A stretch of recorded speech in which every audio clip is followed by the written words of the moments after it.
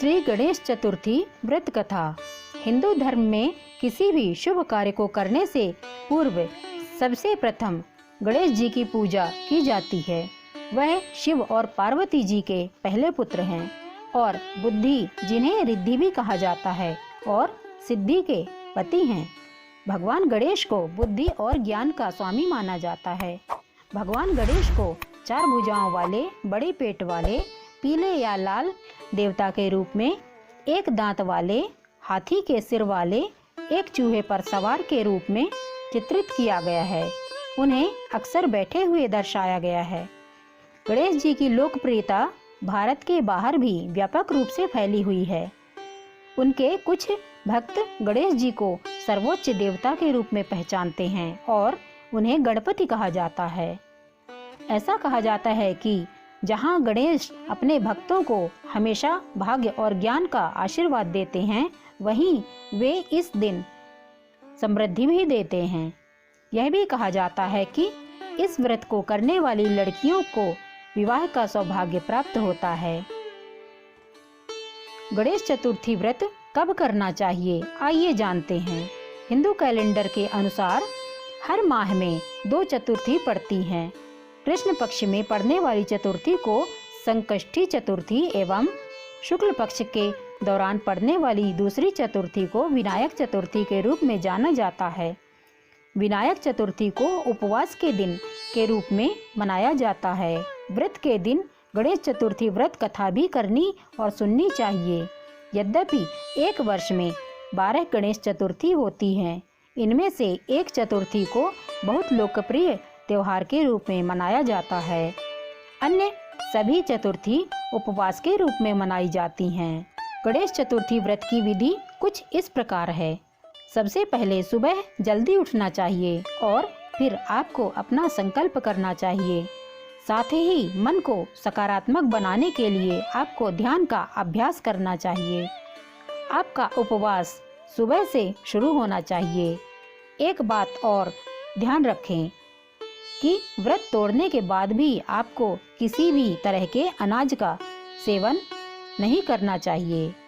इस अवधि के दौरान भगवान गणेश जी की पूजा करने के लिए एक छोटी पूजा होती है। इसके अलावा गणेश जी की कथा एवं आरती करें और सभी के जीवन को सुचारू रूप से चलाने के लिए गणपति बप्पा के दिव्य आशीर्वाद का आवाहन करें।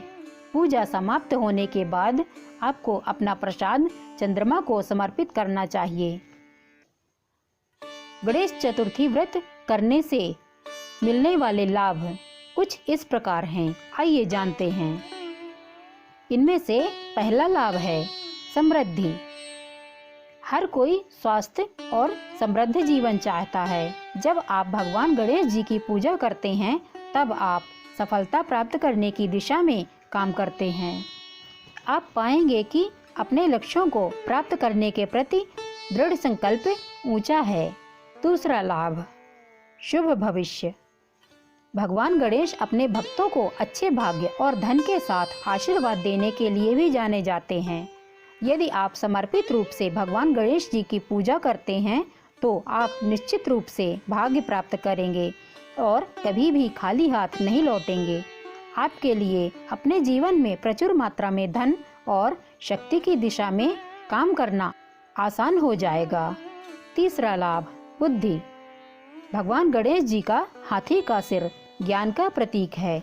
इसीलिए यदि आप भगवान गणेश जी की पूजा करते हैं, तो आपको ज्ञान प्राप्त होने की संभावना है। चौथा लाभ है आपकी सभी बाधाएं नष्ट होंगी। भगवान गणेश जी को विघ्नहर्ता के रूप में जाना जाता है। इसलिए जब आप पूरे विश्वास के साथ भगवान गणेश जी का पूजन करते हैं, तो वे आपको सही रास्ते पर ले जाते हैं। भगवान गणेश आपको अपने डर पर विजय पाने का साहस देते हैं। पांचवा लाभ आप धैर्यवान बनेंगे। यह भगवान गणेश के बड़े कान है, जो एक धैर्यवान श्रोता का प्रतीक है। यदि आप भगवान गणेश जी की पूजा करते हैं और अपनी आंतरिक शक्ति पर ध्यान केंद्रित करते हैं, तो आप समान स्तर का धैर्य विकसित करेंगे। छठवां लाभ है आप ज्ञानी बन सकेंगे। जब आप भगवान गणेश जी की पूजा करते हैं तो आप परिवर्तन के मार्ग पर चलने लगते हैं और दृढ़ निश्चय के साथ आप ज्ञान की सीढ़ियां चढ़ेंगे। 7वां लाभ है आपकी आत्मा की शुद्धि हो जाएगी। ऐसा माना जाता है कि जो व्यक्ति अत्यधिक समर्पण के साथ उनकी पूजा करता है उसकी आत्मा की शुद्धि होती है। आप धीरे धीरे अपने जीवन की नकारात्मकताओं को दूर करने लगेंगे, जिससे आपकी आत्मा और भी शुद्ध होगी। 8वां लाभ है आपका जीवन शांतिपूर्ण रहेगा। जब आप भगवान गणेश जी की पूजा करते हैं तो आपको अपना लक्ष्य प्राप्त करने के लिए जिम्मेदारी का अनुभव होने लगता है और आपका जीवन व्यक्तिगत और पेशेवर दोनों तरह से शांतिपूर्ण हो जाता है। अथ श्री गणेश चतुर्थी व्रत कथा। एक बार भगवान शंकर और माता पार्वती नर्मदा नदी के निकट बैठे थे। वहाँ पार्वती जी ने समय व्यतीत करने के लिए भगवान भोलेनाथ से चौपड़ खेलने का आग्रह किया तो भगवान भोलेनाथ तैयार हो गए। परंतु इस खेल में हार जीत का फैसला कौन करेगा, यह प्रश्न उठा। इसके जवाब में भगवान भोलेनाथ ने कुछ तिनके एकत्रित करके उसका पुतला बनाया और उसकी प्राण प्रतिष्ठा कर दी और पुतले से कहा कि पुत्र, हम चौपड़ खेलना चाहते हैं परंतु हमारी हार जीत का फैसला करने वाला यहाँ कोई नहीं है, इसलिए तुम बताना कि हम में से कौन हारा और कौन जीता। इतना कहकर भगवान भोलेनाथ ने चौपड़ खेलना आरंभ कर दिया। खेल 3 बार खेला गया और संयोग से तीनों बार माता पार्वती जी जीत गईं। खेल समाप्त होने के बाद बालक से खेल के हार जीत का फैसला करने के लिए कहा गया तो बालक ने महादेव जी को विजयी बताया। यह सुनकर माता पार्वती क्रोधित हो गईं और क्रोध में आकर बालक को लंगड़ा होने एवं कीचड़ में पड़े रहने का श्राप दे दिया। बालक ने माता पार्वती से क्षमा मांगी और कहने लगा कि माता, मुझसे अज्ञानतावश ऐसा हुआ है, मैंने किसी द्वेष में आकर ऐसा नहीं किया। बालक के क्षमा मांगने पर माता ने कहा कि यहाँ गणेश जी के पूजन के लिए नागकन्याएं आएंगी, उनके कहे अनुसार तुम गणेश व्रत करो, ऐसा करने से तुम मुझे प्राप्त करोगे। यह कहकर माता पार्वती भगवान शिव जी के साथ कैलाश पर्वत पर चली गईं। 1 वर्ष के बाद उसी स्थान पर नागकन्याएं आईं। नागकन्याओं से श्री गणेश जी की विधि मालूम करके उस बालक ने 21 दिनों तक लगातार श्री गणेश जी का व्रत किया। उस बालक की श्रद्धा देखकर गणेश जी उस पर प्रसन्न हो गए और श्री गणेश जी ने बालक को मनोवांछित फल मांगने के लिए कहा। उस बालक ने कहा कि हे विनायक, मुझे इतनी शक्ति दीजिए कि मैं अपने पैरों से चलकर अपने माता पिता के साथ कैलाश पर्वत पर पहुंच सकूं और वे यह देखकर प्रसन्न होवें। बालक को यह वरदान देकर गणेश जी अंतर्ध्यान हो गए। बालक इसके बाद कैलाश पर्वत पर पहुंच गया और अपने कैलाश पर्वत पर पहुंचने की कथा भगवान भोलेनाथ को सुनाई। उस दिन से पार्वती जी शिवजी से विमुख हो गईं।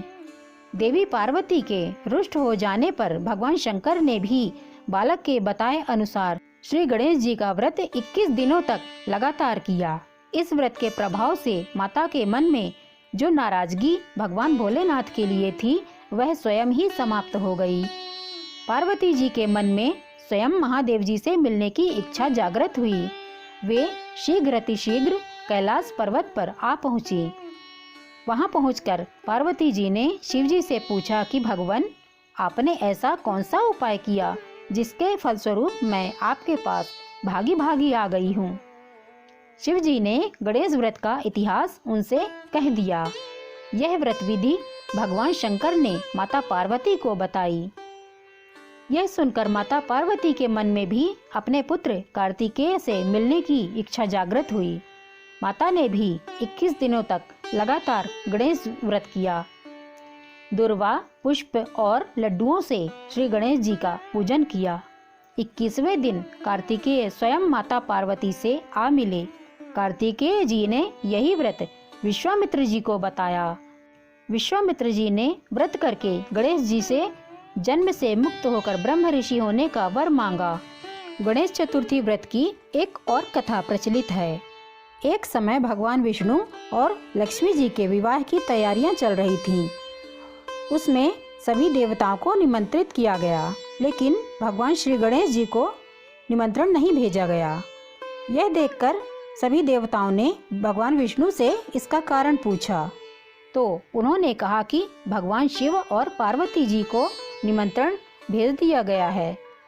गणेश अपने माता पिता के साथ आना चाहें तो आ सकते हैं, हालांकि उन्हें 1.25 मन मूंग, 1.25 मन चावल, 1.25 मन घी और 1.25 मन लड्डू का भोजन दिन भर में चाहिए। वैसे वो ना ही आए तो ही अच्छा। वैसे भी दूसरे के घर जाकर इतना खाना पीना अच्छा नहीं लगता। इस दौरान किसी देवता ने कहा कि यदि गणेश जी आ जाएं तो उन्हें घर की देखरेख की जिम्मेदारी दी जा सकती है। उनसे कहा जा सकता है कि आप धीरे धीरे चूहे पर सवार होकर जाएंगे तो बारात आगे निकल जाएगी और आप पीछे रह जाएंगे। ऐसे में आप घर की देखरेख करें। योजना अनुसार विष्णु जी के निमंत्रण पर गणेश जी वहां उपस्थित हो गए। उन्हें घर की देखरेख की जिम्मेदारी भी दे दी गई। बारात घर से निकल गई और गणेश जी घर के दरवाजे पर ही बैठे रहे। यह देखकर नारद जी ने इसका कारण पूछा तो उन्होंने कहा कि विष्णु भगवान ने उनका अपमान किया है। तब नारद जी ने गणेश जी को एक सुझाव दिया। गणेश जी ने सुझाव के तहत अपनी चूहों की सेना बारात के आगे भेज दी। उन चूहों की सेना ने पूरे रास्ते खोद दिए। इसके फलस्वरूप देवताओं के रथों के पहिए रास्तों में ही फंस गए। बारात आगे नहीं जा पा रही थी। किसी के समझ में कुछ भी नहीं आ रहा था कि क्या किया जाए। तब नारद जी ने गणेश जी को बुलाने का उपाय सुझाया ताकि देवताओं के विघ्न दूर हो जाएं। भगवान शिव के आदेश पर नंदी गजानन को लेकर आए। देवताओं ने गणेश जी का पूजन किया। तब जाकर रथों के पहिए गड्ढों से बाहर निकल तो गए, परंतु कई पहिए टूट गए थे। उस समय पास में ही एक लोहार काम कर रहा था। उसे वहां पर बुलाया गया।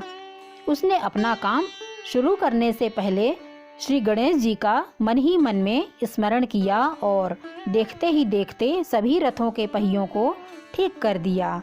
उसने देवताओं से कहा कि लगता है आप सभी ने शुभ कार्य प्रारंभ करने से पहले विघ्नहर्ता श्री गणेश जी की पूजा नहीं की है, तभी ऐसा संकट आया है। आप सभी गणेश जी का ध्यान करके आगे जाएं, आपके सारे काम हो जाएंगे। देवताओं ने गणेश जी की जय जयकार की और बारात अपने गंतव्य तक सकुशल पहुंच गई। भगवान विष्णु और माता लक्ष्मी का विवाह संपन्न हो गया। बोलिए गणपति महाराज की जय। गणेश चतुर्थी व्रत कथा समाप्त।